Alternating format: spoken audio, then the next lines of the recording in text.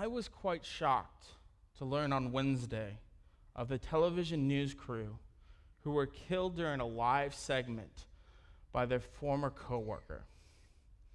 Yet at the same time, I'm a little surprised that I am shocked. It feels like we've experienced a lot of these shootings recently. In fact, in the United States, there have been 248 mass shootings in the past 238 days. Some of these shootings have been in unexpected places, like movie theaters, schools, and churches. Each of these tragedies is a struggle and remind us how scary this world can be. The reality of this fear is present in the discussion you hear on TV, at home, and on Facebook. At times like this, I wish I was a turtle. I could crawl into my shell and hide from the world. My turtle shell would protect me from all the bad feelings I experience, but I don't think that's what we are supposed to do. I think God has something better for us than hiding. It is really tempting to understand the gospel lesson today as Jesus just talking about something as simple as ancient traditions. It's easy to see today's text as Jesus saying, you don't have to wash your hands, or you don't have to wash your pots, or you can eat whatever you want. But Jesus is talking about a problem that is more important than ritual cleanliness.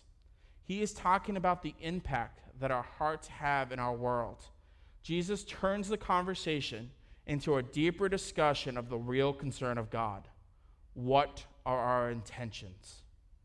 What God really wants to see from us is a passion for God in our heart, because we have always been defined by our relationship to God.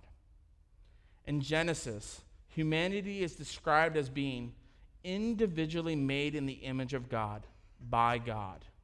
The God we know to be good created humanity, both male and female, to be in his own likeness. God created us to be in relationship with him. God created us to be connected to him. But something happened on the human side of the relationship, and humanity became disconnected from God. Genesis tells the story of Adam and Eve falling away from God, turning away from him. The story of Adam and Eve is the story of all of us who have been created to be in relationship with God, but built a barrier to our relationship with God through sin. This is one of the hardest stories to accept in the Bible, that humans who are in the image of God turned away from him and became disconnected from God. It is hard to accept that humanity has lost its way, and it is hard to accept that we have lost our way today.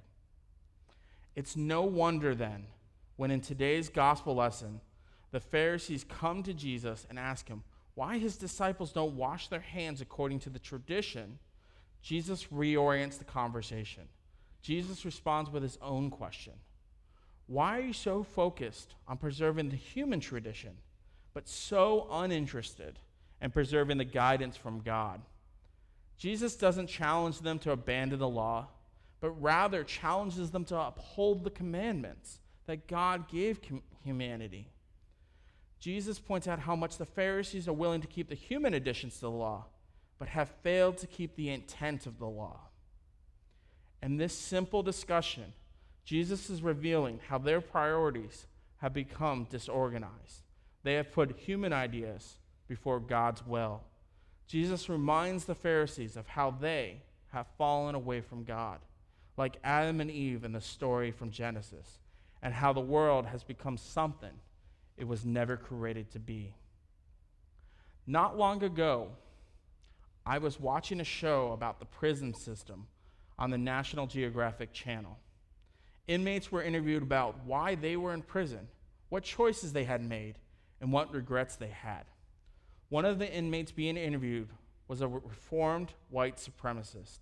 He shared about the crimes he had committed and why he had chosen to disassociate from the white supremacist group. One thing he shared really stuck with me. He said that every single one of us in prison at some time was someone's precious bundle of joy, and yet we became killers. As Christ speaks to the Pharisees in today's gospel, he makes clear the point. It isn't what goes into our bodies that makes us unholy, but rather our intentions. It is in the falling from and turning away from God that makes you unholy. The distortion comes not in practice or tradition, but rather comes from the choices we make and the passions we pursue. Christ continues on by highlighting the impact of our intentions. The intentions of our heart are what matters. Today's second reading from James, we are told that we are intent on following Christ. We are able to be the fruits of Christ. James outlines what a change in an orientation back towards Christ looks like. We are told our focus shapes the way we understand and carry on in life. Our intentions are the result of our focus. You may have heard the verse, without works, faith is dead. But Jesus is reminding us that without faith and intentions, that works we do are meaningless. We are saved by faith alone. That faith just might cause you to do work as a result, but the faith saves us. Faith makes us true doers of God's work. And the best part is, we don't have to do it all alone. God helps us turn our intentions to his will because God is gracious. I see God's graciousness in the most valuable and important things in my life, in friends, family, and in a relationship with God. I did not earn them, and I did not make them, but God created these people and shared them in my life. And on top of that, God gave his only son, Jesus, so that I could be free from sin and have a good relationship with God. God is the one that calls us. He calls us in baptism, and through our baptism, God is the one that gives us the faith that reorients us towards him. God empowers us with his promise that he won't abandon us, but that doesn't mean it isn't a struggle to be focused on Christ all the time. Each day, we slowly attempt, with the help of God, to turn our intentions to Christ. We will get distracted and fall from God, but each day we are called to get back up and walk with him. Each day we remember our baptism and the relationship we have with God.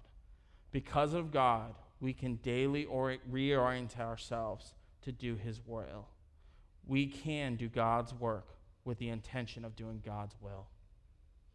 God's will is not for death and destruction. God creates out of love, not a self-need. He is a God that is the creator of stars and galaxies, but who becomes human to stand next to us and show us the way. The most powerful gift we have is the promise of God. God leaves us with a promise that he will never leave us, and that in times of trial, God will lead us out. God led the Israelites out of Egypt. Then again, he led the Israelites out of Babylon. And God promises to walk with us into death and rise us out of death. The temptation when we are afraid is to act like that turtle. Hide inside our fortress as the world around us puts us under siege. But we don't have to be afraid to walk with God, because while we may cry today, one day God will wipe away our tears. Another story I heard this week, but didn't get as much news coverage on the TV, was about a 14-year-old boy in West Virginia who pulled out a handgun during class and held his teacher and his classmates hostage. The teacher, though surely afraid, was able to keep the 14-year-old calm with her words. After hours of negotiating with police, the 14-year-old, the teacher, and the other students walked away unharmed. There are plenty of tragedies in this world, but God is with us. We are empowered by God. The words we say can change the world. God is calling us to reclaim God's world with our love and compassion. May you know that God has made a promise to you, that God will restore his creation, and God keeps his promises. Amen. Please stand for the gospel hymn.